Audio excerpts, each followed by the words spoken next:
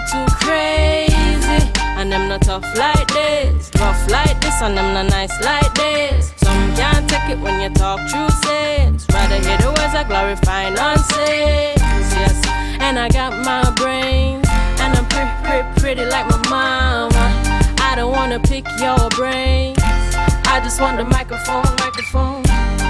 Take the mask off your face and look at me face to face. Good morning, good morning, good morning. Put a smile on your face when you're moving from place to place. Good morning, good morning, good morning. I wanna share my love, but it's gotta be with someone who's precious. You're never gonna get my love, accepting that you're real precious. You're never gonna cramp my style, baby, cause I get a lot of pleasure. And if you wanna test my style, you better have a whole lot of measure. Cause I'm a rock back chick, never tag along the never look back chick. Trendy, a little crazy, intelligently singing rock back chick. No sticks, no stones, or any kind of weapon don't belong here. I don't wanna break no bones, I just want a microphone. Take the mask off your face and look at me face to face. Good morning, good morning, good morning. Put a smile on your face when you're moving from place to place. Good morning, good morning, good morning, good morning, good morning, good morning, good morning, good morning, good morning.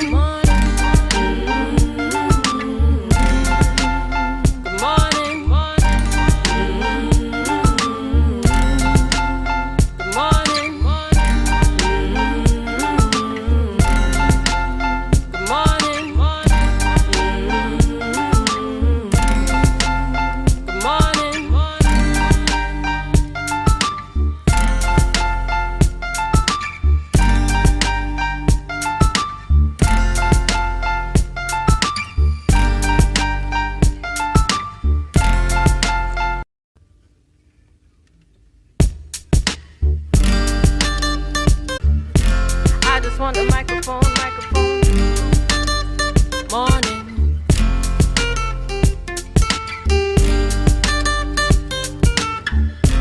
I just want the microphone, morning. Take the mask off your face and look at me face to face. Good morning, good morning, good morning. Put a smile on your face when you're moving from place to place. Good morning, good morning, good morning.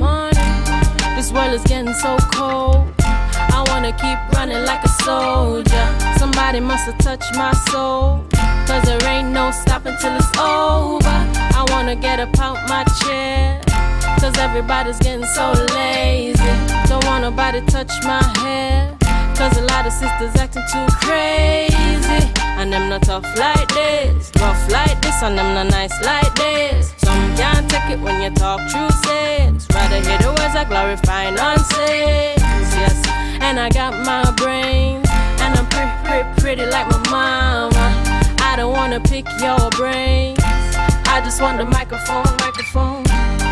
Take the mask off your face and look at me face to face. Good morning, good morning, good morning. Put a smile on your face when you're moving from place to place. Good morning, good morning, good morning. I wanna share my love, but it's gotta be with someone who's precious. You're never gonna get my love, accepting that you're real precious. You're never gonna cramp my style, baby, cause I get a lot of pleasure. And if you wanna test my style, you better have a whole lot of measure. Cause I'm a rock back chick, never tag along the never look back chick. Trendy, a little crazy, intelligently singing rock back chick. No sticks, no stones, or Any kind of weapon don't belong here. I don't wanna break no bones. I just want a microphone. Take the mask off your face and look at me face to face. Good morning, good morning, good morning. Put a smile on your face when you're moving from place to place. Good morning, good morning, good morning, good morning, good morning, good morning, good morning, good morning, good morning.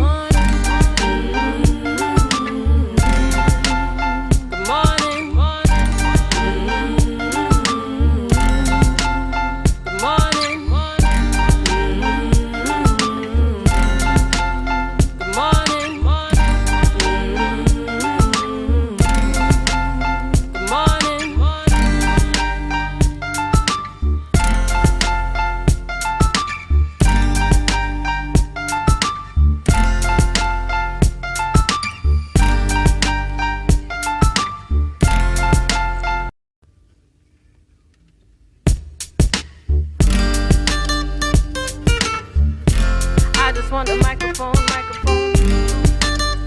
morning.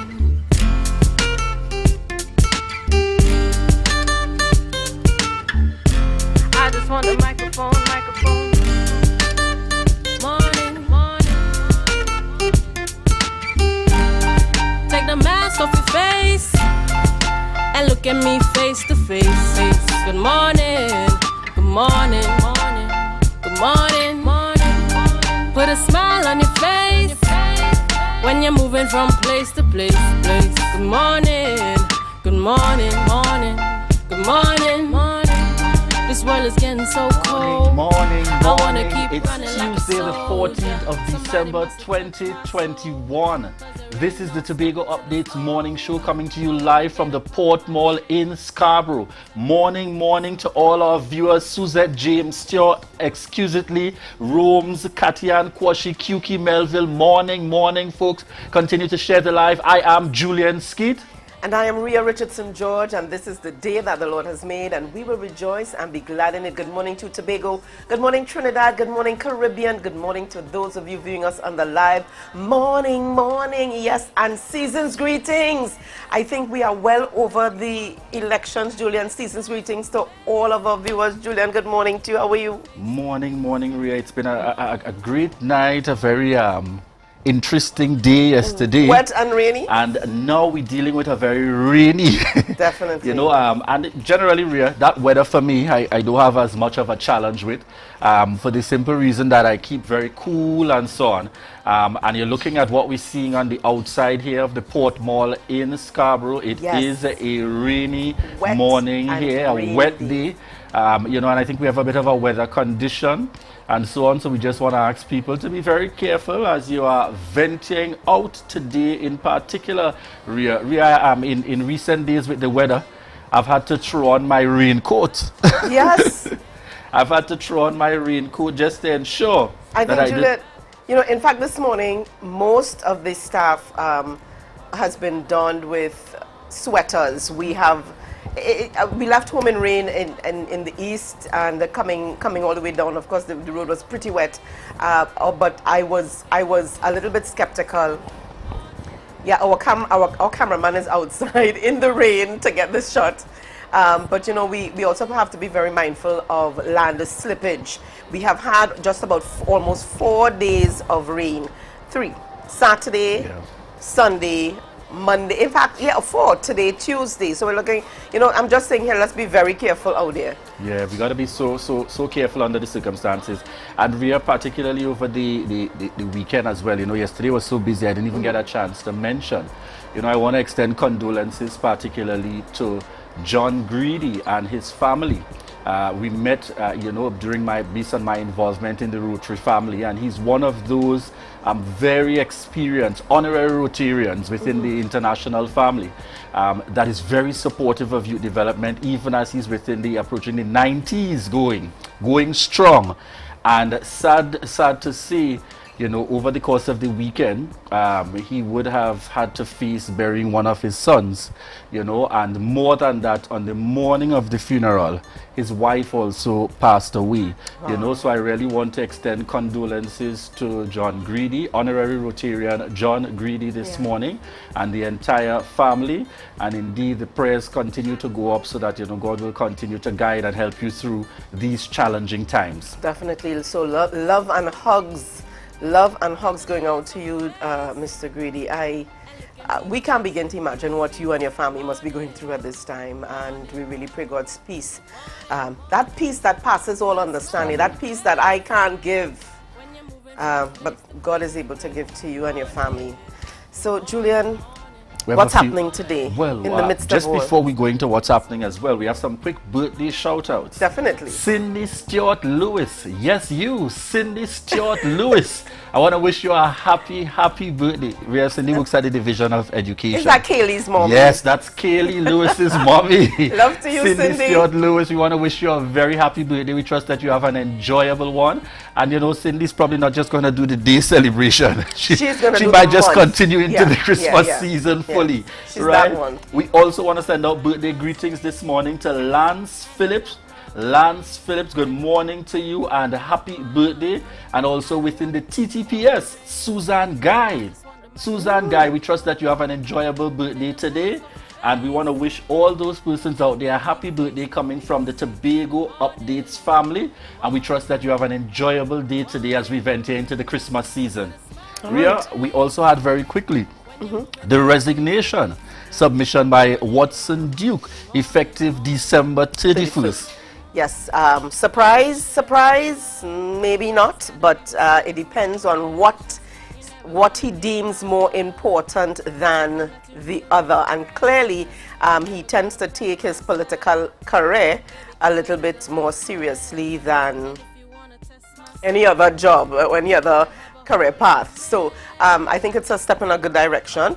Persons are asking the question, okay, if he has resigned, is he looking to, or is the party looking to align him with a particular, to a particular division? Because as you know, Mr. Duke was not assigned any particular role in any division. So we're just waiting to see if that is going to. Well, we probably will have a good opportunity this morning because our first member on set, and you see, this is where I want to throw in her party title first. That's where we may have a good opportunity to ask her. She is one of the deputy political leaders of the PDP and currently serving as our Secretary of the Division of Health, Wellness and Social Protection.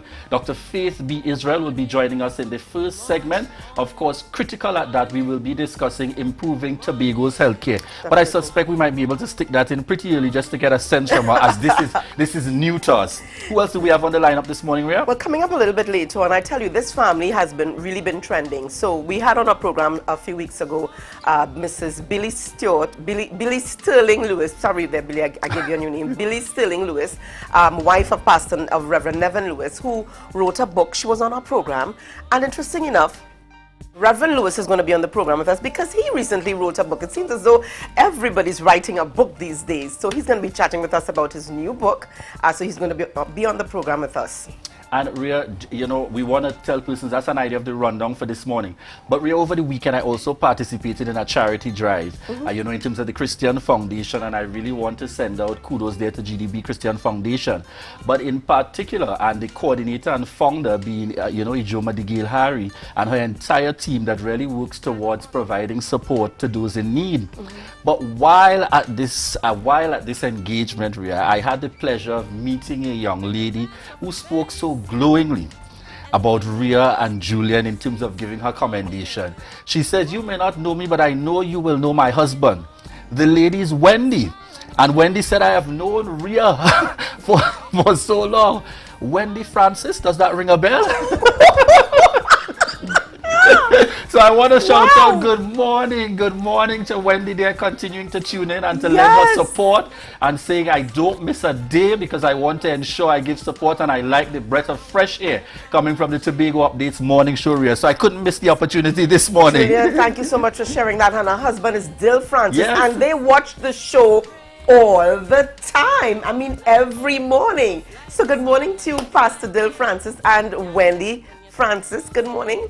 And to the Francis household, good morning. It's always good to have you on the program with us. Always good to have you joining us. All right, so viewers, we want to continue to encourage you to remember, share the live, share the live, share the live. Take the mask off your face and look at me face to face. Good morning, good morning, good morning, morning. Put a smile on your face when you're moving from place to place. Good morning, good morning, good morning. I want to share my love. MI4 Security Services Company is the most advanced security service in Tobago. Ask about our cash and transit service. It's safe, risk-free, reliable, and timely. We provide safe banking delivery for all business types and sizes with highly trained staff, 24/7 monitoring, coordinated emergency response, and a well-maintained fleet of armored vehicles. Contact us at 660-7723 or visit our website at www.mi4securitytt.com to sign up today. You can now get whatever you need whenever you need it anywhere in Tobago with Tobago. Your meals, medication, groceries, and shopping all delivered directly to you. No more hassle, no more stress. Get the Tobago app today on Google Play or Apple App Store. That's TAPPOGO and let us deliver to you. Check our website at www.tapogo.app or call the experts at 494-TOGO and 484-4746. Tobago. Relax. We will get it to you. Tobago's at your service. Talk, watch, and listen to win big this Christmas with a Digicel Prime Bundle. The more you watch, cheer, and dance to your favorite Digicel apps, the more chances you have to win thousands of shake-to-win prizes. Enter to win grand prizes of $100,000, home appliances, and groceries valued at $50,000 or free Digicel services for a year. Visit My Digicel or dial *323# to buy a Prime Bundle today. And talk, watch, listen to win big with Digicel. Better together. It's our 75th anniversary. Live, laugh, and love with Lambo Credit Union. Take advantage of our 75th anniversary loans and get 100% financing for home improvement, appliances, groceries, debt consolidation, and much more. Did we mention no payment until January 31st, 2022? Get the most flexible repayment periods and the best interest rates around. Not a member? Not a problem. Apply for our new member reloaded loan and get up to $30,000 with zero down payment. Let's get you behind the wheel this holiday with our new and used vehicle loans. Call 639-5060 to book your appointment today or visit us on Facebook and Instagram. Wishing you happy holidays from Lambo Credit Union. And remember, we are always here for you. You know, ladies and gentlemen, today I could have been lying in this casket dead. I have lost so many friends. It is unbelievable. They stood right in front of me saying, Ian, I am not going to take that vaccine. You shouldn't take it. But today, they all passed away. They all died and gone. You want to be there for your family? Take the vaccine. Ladies and gentlemen, this is Ian Allen. It's not a ledge, it's a fact. I am alive. Please, don't hesitate. Vaccinate. That could have been me going there, but I'm alive. As you can see. Vaccinate today, live tomorrow.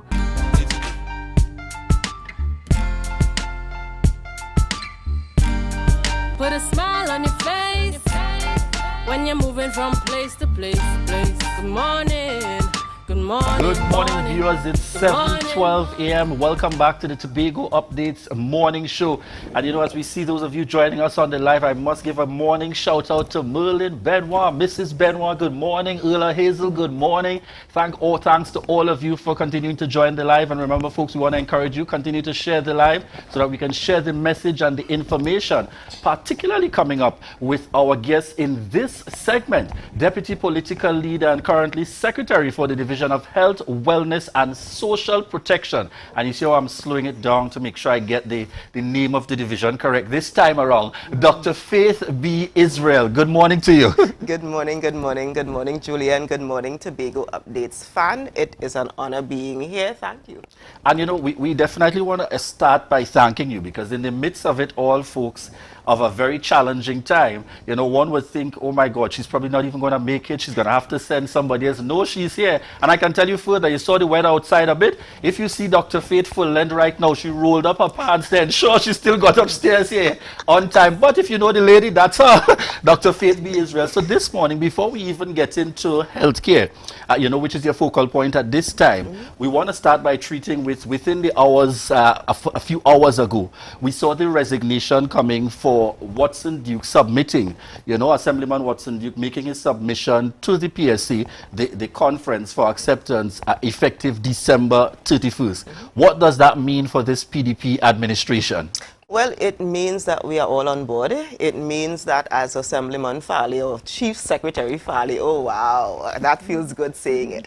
As Chief Secretary Farley said a couple of days ago when asked about it, Mr. Duke was told you need to make a choice. And obviously he made the choice for Tobago. So that is an amazing thing. It means Tobago, you have your chief fighter. You have one of the hardest trade unionists now working for you on the other side of the team, on the other side of the fence, meaning an executive. So I think that this is a good day for Tobago. This is a good day for Trinidad and Tobago. This is a good day for PDP. This is a good day all around.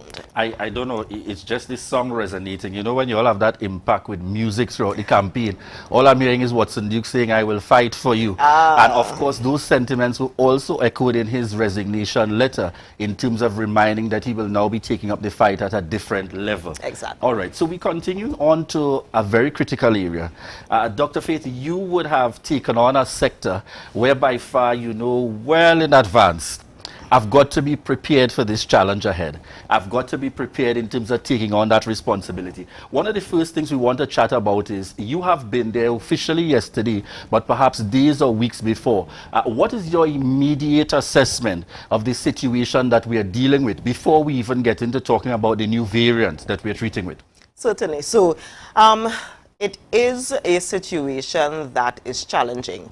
And I'm using the word challenging because I don't want to alarm us, but we are in a position where if we do not grasp control now, we will be not so much in a good place in January.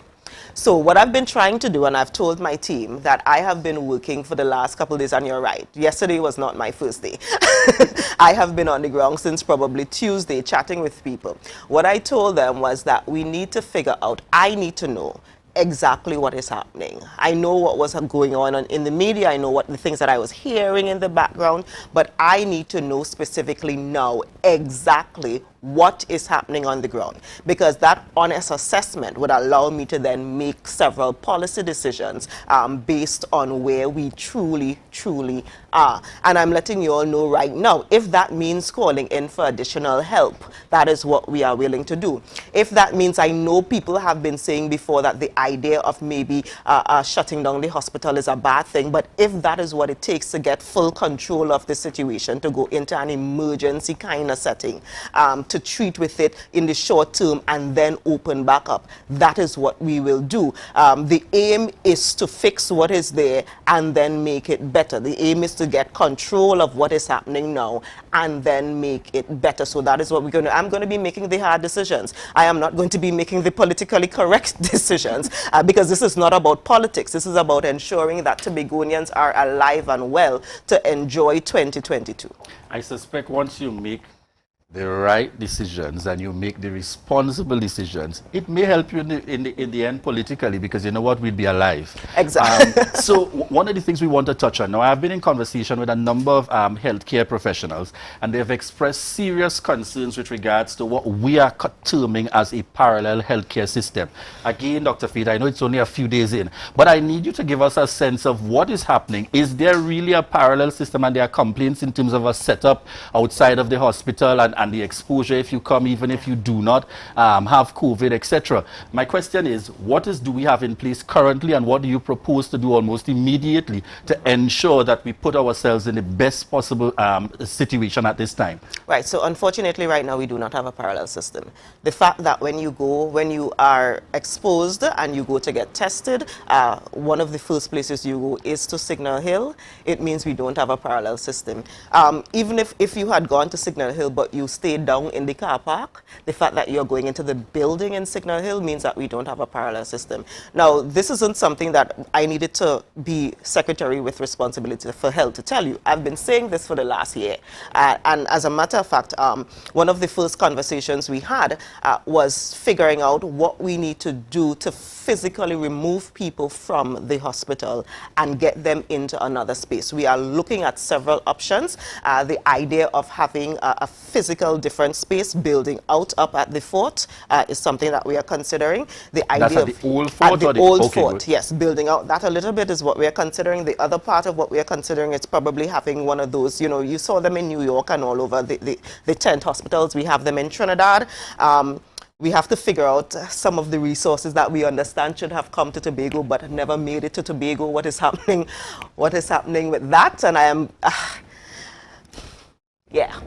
So we are seeing a connection there, and I know you spoke about the old fort. Now, during the campaign, one of the things you spoke to is consideration for what is the new facility at Moriah. Yeah. What are your thoughts in that direction, given what you have seen so far? So we're also looking at what exactly exists there. So what I've basically asked my team to do is for us to do a full assessment of all of the plans that we have, all of the physical spaces that we have, and then based on the physical space. But we also need to consider the human resources, because that has been a critical factor, getting human resources. So we're even looking to our brother Trinidad for additional resources, but possibly even looking further out of Trinidad and Tobago to get people who are doctors, nurses, other professionals to come in, even if it is just for a week, 2 weeks, 3 weeks. Come in, help us man these external places, and then we can, you know, you can go back after a while when we've gotten control. But right now we are very, very close to having lost control of the situation.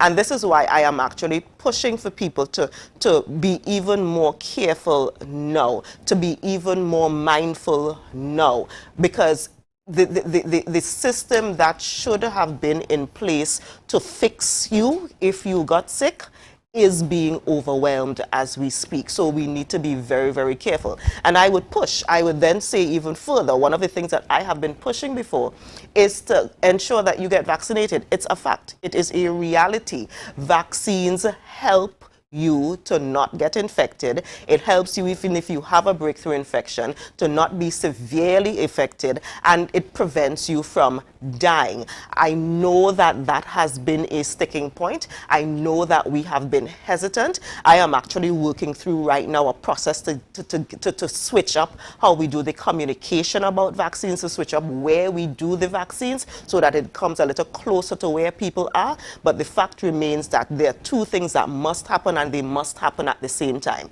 Yes, I will be doing the background work to ensure that if you do get sick, there is somewhere for you to go, but you also need to do what you need to do to prevent you from getting sick. And the fact is, we do have something that is working, that is available, and we need to use it. So Dr. Faith, as we're speaking to vaccines, what would you identify as at least one major change that you would seek to make, knowing the reality that in the Tobago space there's a great level of hesitancy? Right, so one of the things that I would actually do, I would commit to do, is continue doing the education, because in reality people are afraid. People are afraid because they've been told so many inaccurate things about the vaccines. And let's just think about it. We've had so many millions of people, billions of people in the world who've been vaccinated. If the vaccines were actually killing us, I have actually gotten a booster, because when I got vaccinated, it was very early up, so the time for me to get the boosters, and the boosters are now rolling out. So if you've already been vaccinated, please go and get the booster. If you have not, please consider rethinking. And let me explain a situation really quickly. I actually had a conversation with a friend of mine who is quote-unquote recovered from COVID, and the person is recovered because the person is no longer home, and I'm putting it in air quotes.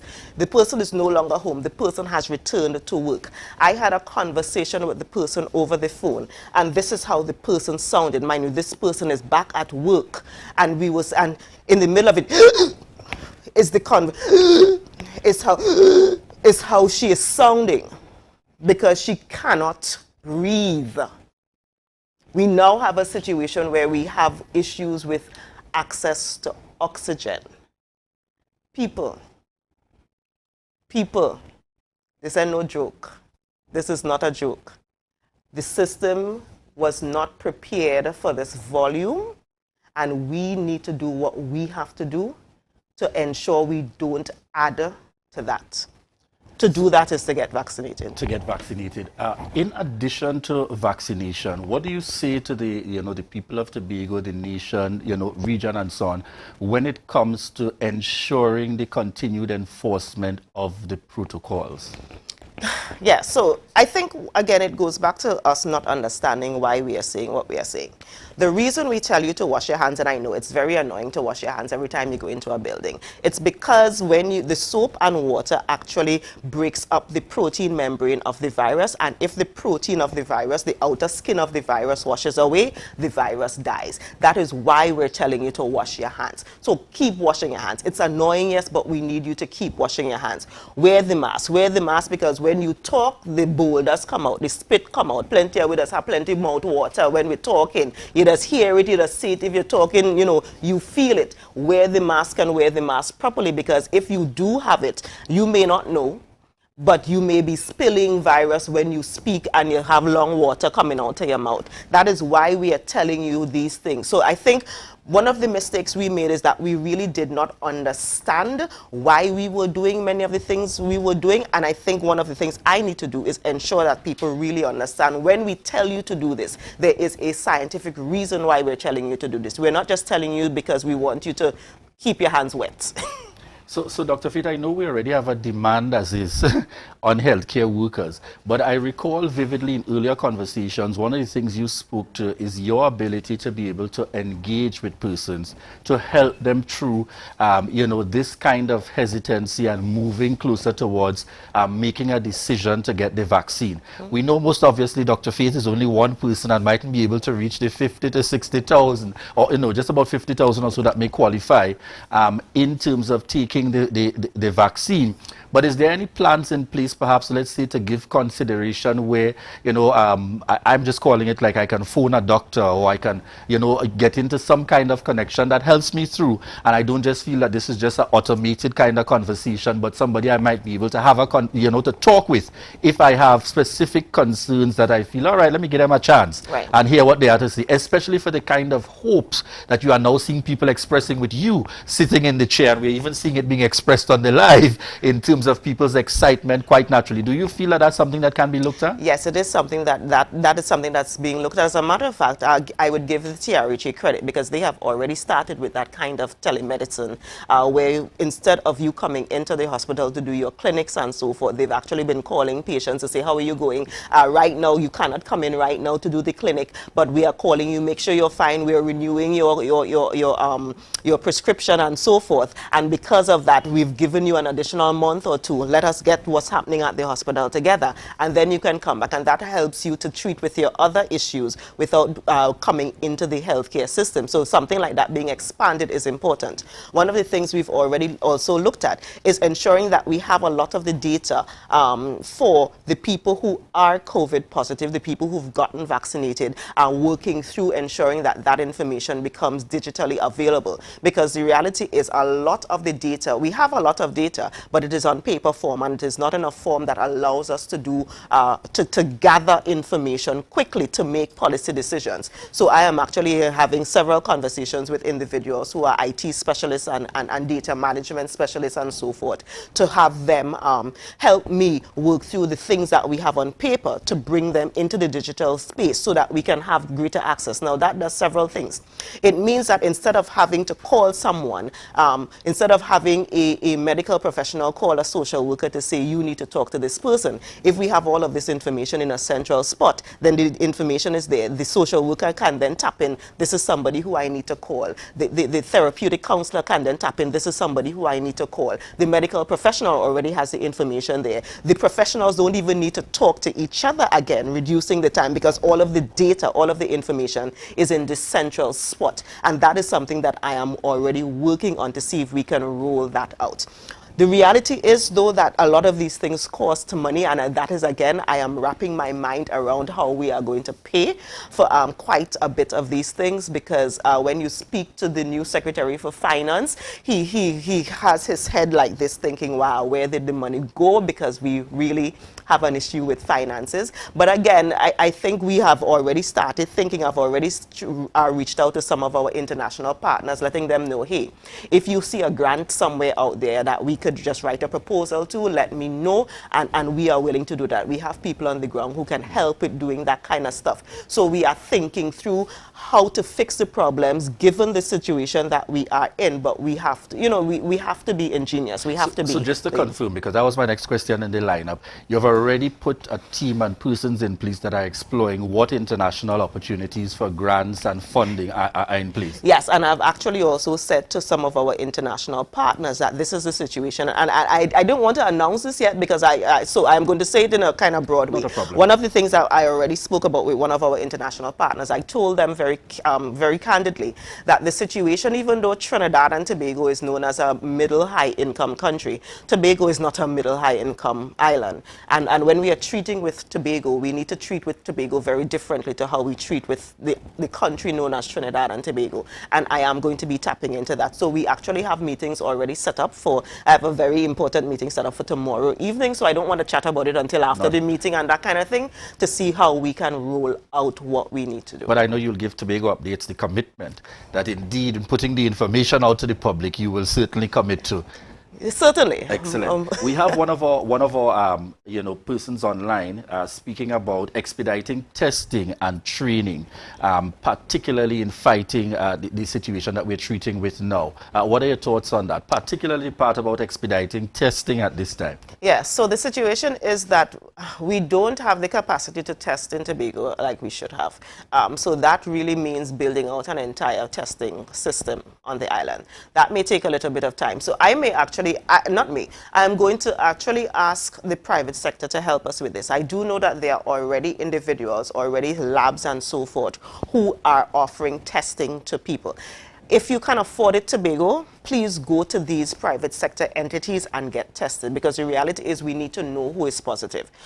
How we know who is positive is, whether it's public or private is irrelevant right now. We need to know who is positive. I am also looking at, the last time I think I was here, I got a message on WhatsApp where they were asking about lateral flow testing and that kind of thing, which are very simple, cheaper ways of doing antigen testing. Those are also available on the island. I think what we need to do, even in the public sector, is to almost publicize which private sector entities have these tests available. Because if you know that it's going to cost you $200-300 to go get tested and you can afford it, please do it. Please do it, because we may not be able to do it quickly enough in the system. And I need to say that, unfortunately, what we've been doing for a while is painting a very rosy picture about what is happening. And I am sorry, Tobago, but that is not going to be me. I am going to tell you exactly what is going on. I'm going to be honest with you about what is going on, and I'm going to ask you to partner with me to make sure that it gets better. I am not going to come here and do anything that says, well, this is what it is just because. And let me just take the opportunity, for example, to highlight something that happened yesterday on my first day. I was actually joking with the CMOH's office that they are probably trying to sabotage my official first day. Because when you look at the numbers that came out yesterday, the numbers yesterday was actually very, very high. And when I asked about what was happening there, what really happened was a lack of resources within the critical offices for the last couple of days. And because of that, there was a backlog in doing the data. The period, I think, as the 7th Right, to the period was a pretty long period, and it's because there really was a backlog. And I will tell you, honestly, like the rest of Tobago, I probably started asking myself, is it that Dr. Faith is now doing rolling day averages? So please clarify. Right, so that is not what we did yesterday. There was a situation where there was basically a backlog because the numbers are so high, because we have limited human resources, because we are really still using the human resources and the paper. There really was a backlog in doing the tallying for the number of cases. So to be honest and not just say, okay, let's forget those that we did not report before, it was a collective basically report for a period and not just a 24-hour situation. So With that being said, it goes back to the idea of needing to digitize this data so that it comes in almost real time, and we don't have to wait for an individual who may or may not be at work the particular day or may actually be dealing with COVID itself, because that is a situation where a lot of our health professionals also are human beings who have gotten sick and who are dealing with family issues and dealing with family who is sick. So we have to take all of these things into consideration, and it is going to take a little bit of time. Tobago, I'm asking you for your patience. I am working as quickly as I can, but I think it is also better to step back, do it quickly, but do it right. The first time, so in my instance, this will be the first time. I want to take my time, do a real assessment, ensure that what we roll out will actually work. So it will not happen this week. It may not even happen next week, but when it happens, it will be worth it. But until then, I am asking you, Tobago, to please be extra careful, because these next couple days, these next couple weeks are going to be critical, and I need you to also partner with us to ensure that you do not get sick. Is there some kind of avenue, because we see another complaint that's coming in, Dr. Faith, where people are indicating that some establishments are no longer taking as seriously the compliance. So they have a sink outside with water, but there's no soap. You know, some of the basics. In instances where there's definite contravention, is there any route or method by which people can communicate, perhaps to facilitate making a complaint, raising the issue? And how do you treat with that with private sector entities? And it gets even more challenging if by some chance this is also happening at public sector spaces. What do you suggest to individuals facing those kinds of challenges? So right now we do not have a system where people can call in and complain. Thank you for the suggestion. It is something that I would definitely look into. But one of the things that we can do, Tobago is very small. Tobago is made up of people who have mouths. If you are a private citizen and you've identified a location that seems to not be following the rules, complain about it to the establishment. Let them know, you do better, we're better than this. You know, we are Tobagonians first and we need to buck up on it. Again, it goes back to us working together. The state cannot do everything, so this is one of those areas that I am partnering with you. I know what we are experiencing right now is pandemic fatigue. We are all tired of it. Listen, I am tired of this mess. I am tired of it. So I know you are tired of it, but we can't let up right now. We have to push just a little bit further, because we are kind of still going up. We're still going up. We need to plateau a little bit and then come back down, and it's going to take us getting to the point where we can plateau and come back down. So no one can let up just yet. If you know you are a private institution that has been pulling back a little bit, just think of this as you need to go back to the original set of requirements. Don't get fatigued right now. All right. Thank you very much, Dr. Faith. Folks, we're hearing from Dr. Faith B. Israel in this segment, and coming up in the next segment, as we continue, we'll have Ria on with Dr. Faith. And yes, don't worry, healthcare workers, we'll be discussing gratuity. We'll be discussing the new variant that we see, of course, entering Trinidad and Tobago. We want to remind you, you're viewing Tobago Updates morning show. Continue to share the live, share the live, share the live. We'll be right back.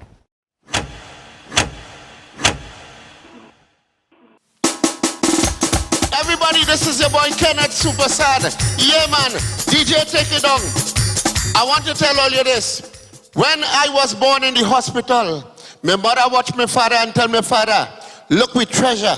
My father say, bury it. My father was an electrician for 40 years, and the first shock he get was when I born. I want to urge everybody, please get vaccinated. Right now, I performing before an empty audience, and the only way we could get things back to normal is if we get vaccinated. Yes, ladies and gentlemen, TNT, don't hesitate, vaccinate.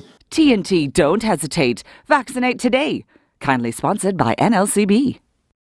Talk, watch, and listen to win big this Christmas with a Digicel Prime Bundle. The more you watch, cheer, and dance to your favorite Digicel apps, the more chances you have to win thousands of shake-to-win prizes. Enter enter to win grand prizes of $100,000, home appliances, and groceries valued at $50,000 or free Digicel services for a year. Visit My Digicel or dial *323# to buy a Prime bundle today and talk, watch, listen to win big with Digicel. Better together this Christmas. To all Tobagonians and visitors of this beautiful island, the Tobago Recycling Resource Initiative is seeking your efforts and support in keeping a clean and organized, friendly environment. In doing so, drop-off bins are located at strategic areas around Tobago for your recyclable materials such as plastics, aluminum and steel cans, glass bottles and Tetra packs in bags, and let's protect our environment. Our own Tobago Recycling Resource Initiative is here to propel that change. Look for the white bin nearest to your area.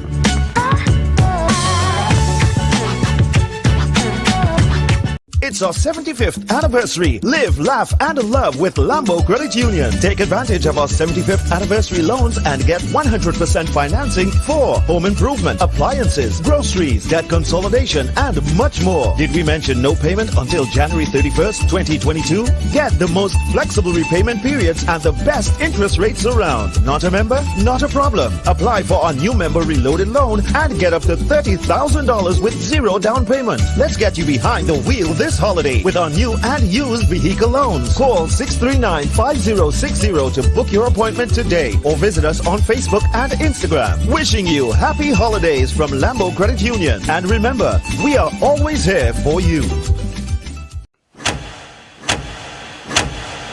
You know, ladies and gentlemen, today I could have been lying in this casket dead.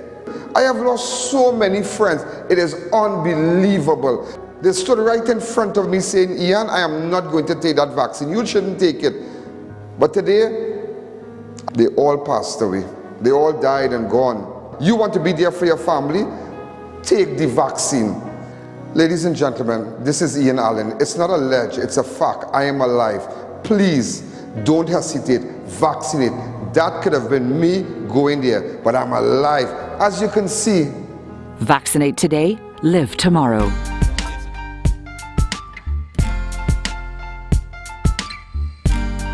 Put a smile on your face when you're moving from place to place. Good morning, good morning, morning. Welcome back, Good viewers, to the morning, Tobago Updates Morning Show. We continue chatting with Dr. Faith B. Israel, the newly appointed Secretary for the Division of Health, Wellness and Social Protection. Now, Dr. Faith, it's a pleasure.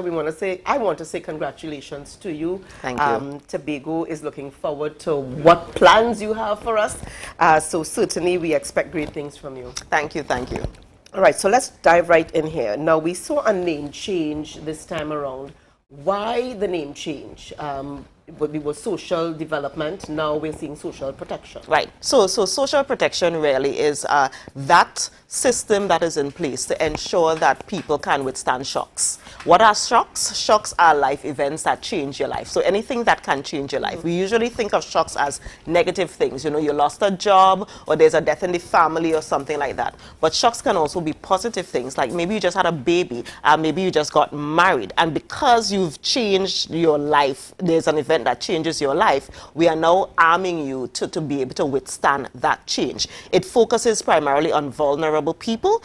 So right now, because of COVID, everybody vulnerable. Everybody is in that category. In normal instances, it will talk about people who are, low income and that kind of thing. So the idea is to proactively, not reactively, treat with allowing people to develop the resilience that they need to develop so that when a shock comes, they can withstand it. And that is what the division will be doing. All right, and in the interest of time, one of the issues persons want to know about is the gratuity.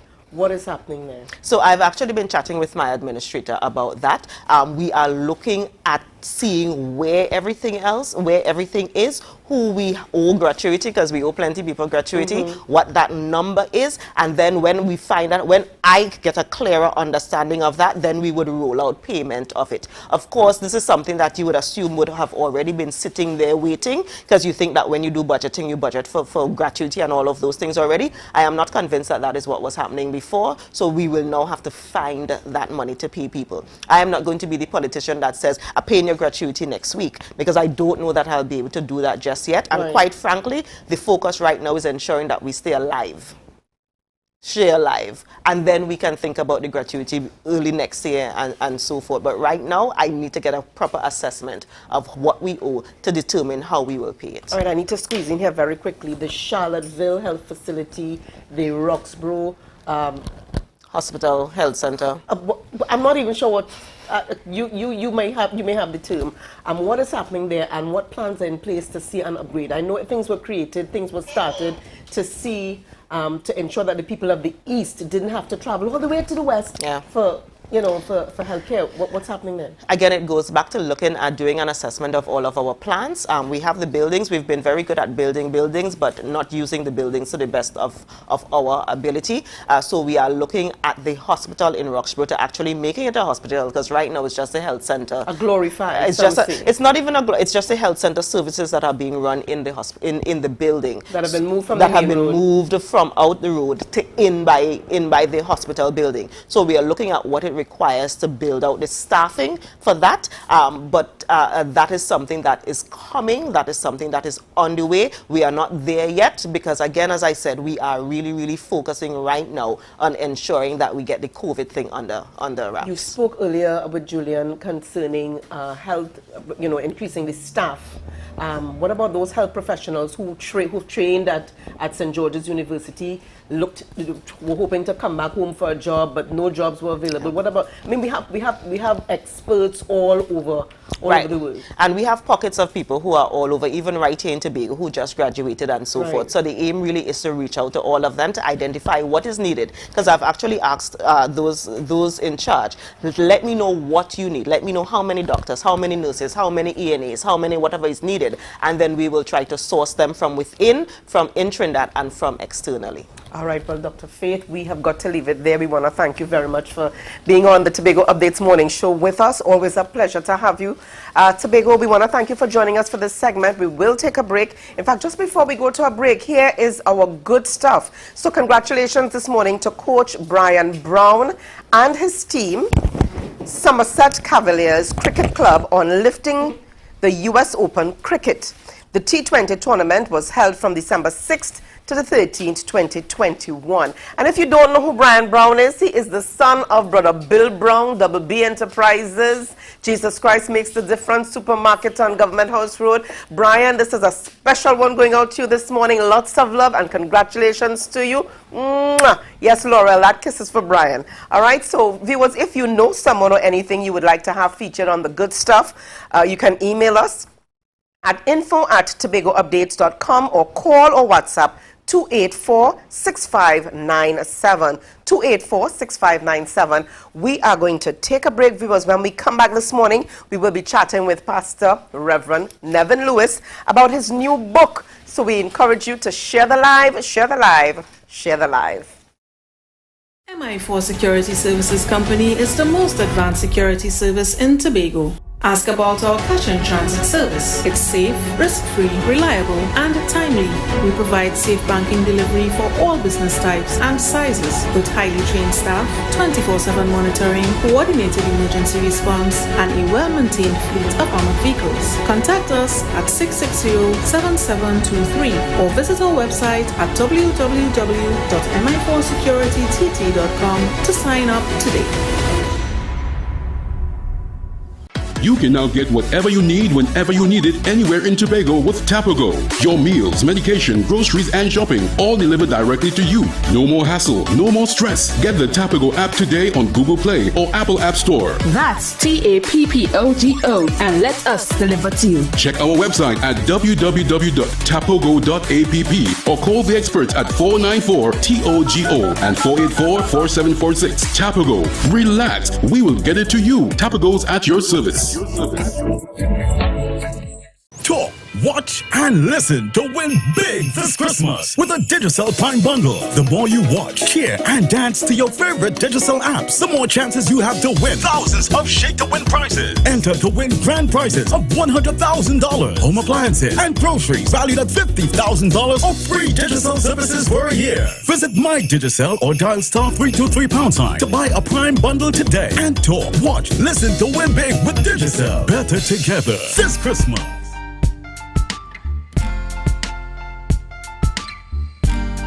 Put a smile on your face.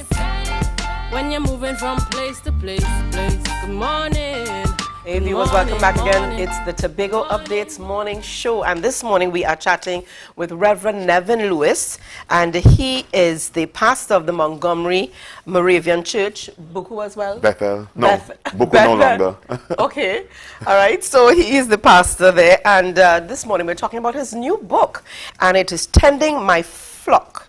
Tending My Flock. He's going to tell us a little bit more about it. Good morning to you, Good morning. Reverend Lewis. Pleasure being here. No, Reverend Lewis, what's happening within the Lewis household? Just a few weeks ago, we had your wife, Billy Sterling Lewis, on the program with us, Yes. you know, talking about her book. And then a few weeks later, here you are talking about your... Is Yes. this what you all have been doing during the quarantine period? I think the quarantine has facilitated a lot of it. What spurred this on? Right. So 4 years ago, my member and friend, who is also the godfather of my one of my children, Amara, said to me, Pastor, I have sheep, and I'm bringing a sheep for my goddaughter. Okay, this I is said, absolutely not. No? I don't want any sheep. In fact, I told my wife, and she said, yeah, man, get the sheep, get the sheep. I will help you. I will help you. That sounds like a good wife. I will help you. I said, absolutely not. And for a month, 2 months, I kept saying to him, no, don't bring any sheep here. I'm going to do the work. And You will have to take I care will of have the to do all the work. And when we went out, and when I came back, the sheep were tied at the side. Actually, 2 sheep. Initially, I thought it was 1. And I called him and told him, come back for your sheep. And my wife said, no, leave it. The children might like it, and I will help you and what have you. So said, so done, right? Well, I said, okay, honey. You know, it's good to listen to your wife, And especially give in one as sometime. wise as Billy. That's right. And I said, okay, and if you help, that'll be fine. Right. Well, suffice it to say, 4 years after, I still have sheep. I never got the help. At least not. I love you, honey. I never got the help. My children would come around a bit, but the sheep were too strong for such small children. But it has been a learning experience and a joy. Taking care or tending to these sheep. Is that where the idea for the name came? Yes. So it's through my experience with the sheep. Mind you, the most I've had in terms of any animals was a dog when I was about 8 or 9. And when I lost that dog, I just stopped there. I generally don't love animals. I don't hate them. I won't mistreat them. But so here comes now the sheep. I never took care of sheep. There's another anecdote in the book. I won't share that. You have to read it to get it. But I'll tell you this much, that I had no clue. I didn't know what to do. The sheep were running away from me. I had to leave late in the night to get them down the road, and I could see people were looking at me and laughing, and I would laugh along too, you know. But it was quite a journey at the beginning. But when I realized some things about them, and I'm of course a student of the Bible, and it came to life to me. For example, Psalm 23, when it says, "The Lord is my shepherd, I shall not want." You saw things in a new light. Yes, and in a practical way. And I'll give you one of those if you wish. And then all the other references. Do you know that the animal sheep is mentioned more than any other animal in the book, in the Bible? No other animal comes close. And, of course, we are referred to as sheep and Jesus as the good shepherd. And so when I started taking care of the sheep, it opened up my understanding of some of these references. And I also realized why he called us sheep. Now, let me tell you, you are one of those ministers that I've often said that I enjoy hearing you. I enjoy the way I can follow you from beginning to end. I can follow your story. I can follow, you know, what you're preaching. And you're pretty charismatic. I like that about you. I like that about you. Now, I want to talk about some of the lessons that you would have learned, maybe one or two very quickly, that you would have learned from taking care of these sheep. And you've been a minister for over 12 years. Yes. Lessons that you would have learned that you probably took for granted in the past, but became a reality for you as you took care of the sheep in preparation to write your book. One of the things I said is, I wish I knew this early in my time as a pastor. I said, and these are lessons, not just for pastors, I want that to be clear. It's not just for pastors, for any leader. And I consider a parent a leader. A parent has to shepherd the children. A business leader, a business person is a leader. Any sphere, because one of the things I said is that you can be both a leader and a follower, or you can be a follower and you're being followed. Everybody, that's the case. Right. And so one of the things I realized, and I make a point here, relationship matters. When I got the sheep first, they ran away from me like a plague. I mean, I couldn't. But you were taking care of them. Yes, I was taking care of them. They still ran away. When I came close, they were pushing away from me and so forth. As I told you, my neighbors would look out and say, Rev, your sheep down the road. That's my neighbor, he says, Imelda. And another member would see me down the road. I said, but those look like Rev sheep. I have a story in the book where a member of the community saw me with the sheep. I said, Rev, what are you doing with people's sheep? Oh, because they didn't expect me as a pastor to have sheep and so forth. And I said, relationship matters. In fact, I make this point, and if you remember, I hope you remember this, that your relationship will take you to places that your skill cannot. Repeat that, please. Your relationship, that you develop over time, will take you to places that your skill cannot. No, I'm not discounting skill. Right. Because we live in a world where sometimes relationship is far more important than skill, and only people you know you can get things from and get an opportunity. But even though I developed skill in terms of taking care of the sheep, it did not matter in terms of me leading them. I needed to develop a relationship with them. So I had to spend time with them. Sister Rhea, I'm not a person who likes to touch up animals, but I had to touch up. Anzem said to me, you need to touch the head, sheep, yes. You have to touch the ear, you have to feed them with your hand. No, I didn't like the feel. As I tell you, I didn't like the feel of the animal. In fact, if you look at the book, you would see a sheep being fed. That's my hand. Yeah, that's my hand. Mm-hmm. I got used to doing that. And it was as I fed them, as I rubbed the head, as I spent quality time with the sheep, that they started to follow me. And it didn't matter what skill I had. No. Only my relationship mattered. Wow. Yeah, and I have about 8 or 9 other things in there for lessons for leaders of every kind.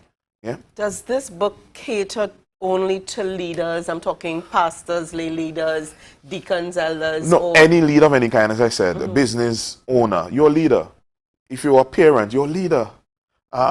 If you are whatever, you're in charge of a department, you're in charge of a section at the THA, you are a leader. In fact, all of us are leaders in one form or the other. And so this is for anybody who is in leadership. So this, I'm saying here, this copy should be sent to this new administration. I want to say that's interesting because they come to leadership now, and I talk about shepherding or leading in a community crisis. And there's a few things, and I hear Dr. Faith there, and I hope she eventually hears that I've invited her. I hope she can come. One of the things you have to do when you're leading in a crisis or shepherding in a crisis is that you have to take care of yourself. And so some people will run themselves to the ground, but you cannot lead people if you're not well. That's right. And one of the things that I say in the context of a crisis, you have to take care of yourself. Interestingly, my sheep became the way of taking care of myself in more than, well, first I would get a chance for myself. Actually, I'll talk to God while I take care of the sheep. It gave you some exercise. And it gave me some exercise. It also gave me something to do. During the lockdown, because you couldn't go anywhere. So the sheep became the way of me getting away a little bit and relaxing. Although it's work, it gave me something in the time. And so I think there's some really good nuggets in here for anybody, and I hope you would get it. All right. Now I want to ask you here, how can persons get a copy of the book? Right. So you can call me at 333-3663, 333-3663, and message me. I'm also on Facebook, so if you put in Nevin T. Lewis, you'll see me come up, and you can send me a message on there.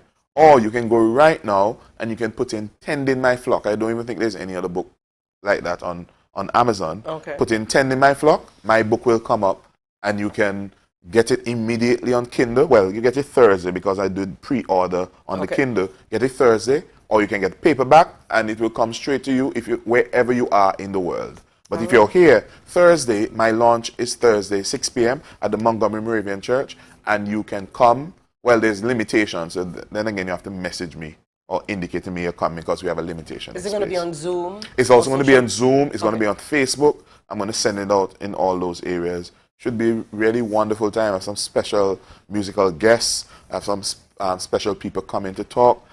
Should be a really wonderful time. All right. Well, thank you so much, Reverend Lewis, for chatting with us. I wish we could talk a little bit more because it sounds very interesting. So we want to thank our viewers for joining us at this time. We're going to take a quick break. Yeah, we're going to take a quick break. And when we come back, Julian is going to be back with us as we wrap up and say goodbye to you. So share the live. Thank you for having me. It's our 75th anniversary. Live, laugh, and love with Lambo Credit Union. Take advantage of our 75th anniversary loans and get 100% financing for home improvement, appliances, groceries, debt consolidation, and much more. Did we mention no payment until January 31st, 2022? Get the most flexible repayment periods and the best interest rates around. Not a member? Not a problem. Apply for our new member reloaded loan and get up to $30,000 with zero down payment. Let's get you behind the wheel this holiday with our new and used vehicle loans. Call 639-5060 to book your appointment today or visit us on Facebook and Instagram. Wishing you happy holidays from Lambo Credit Union. And remember, we are always here for you. You know, ladies and gentlemen, today I could have been lying in this casket dead. I have lost so many friends. It is unbelievable. They stood right in front of me saying, Ian, I am not going to take that vaccine. You shouldn't take it. But today, they all passed away. They all died and gone. You want to be there for your family? Take the vaccine. Ladies and gentlemen, this is Ian Allen. It's not a ledge, it's a fact. I am alive. Please, don't hesitate. Vaccinate. That could have been me going there, but I'm alive. As you can see. Vaccinate today, live tomorrow. It's a different type of thing down there. And we party till we drop down there. With a lot of pretty girls down there. Down in Tobago.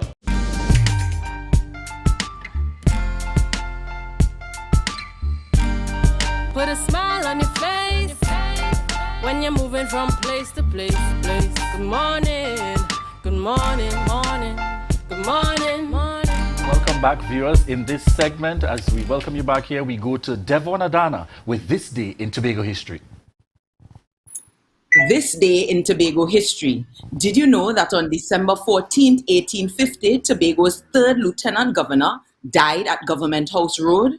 According to Henry Woodcock's book, A History of Tobago, 171 years ago today, Tobago's Lieutenant Governor, Major Lawrence Graham, died while serving in office. Major Graham arrived in Tobago to take office on September 26, 1845.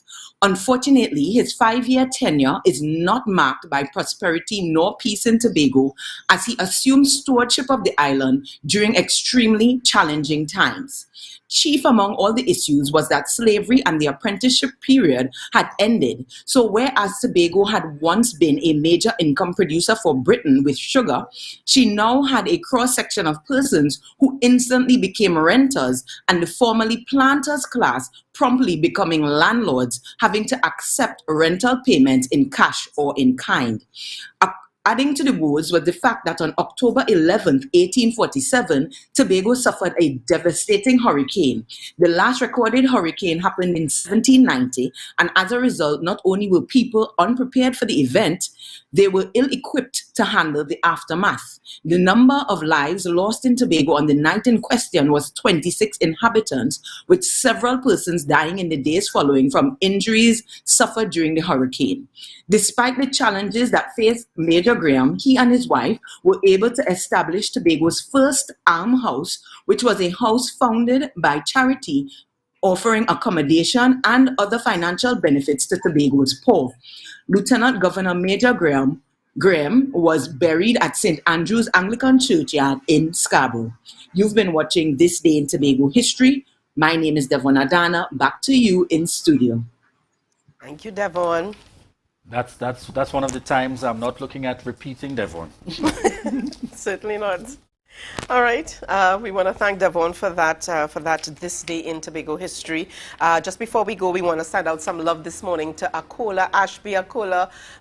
Lots of love going out to you, and to Joseph and Susie Nero, or Gary, Pastor Gary, and Sister Susie Nero, who are celebrating their 25th wedding anniversary today, and they're the pastors of the Roxborough Open Bible Church.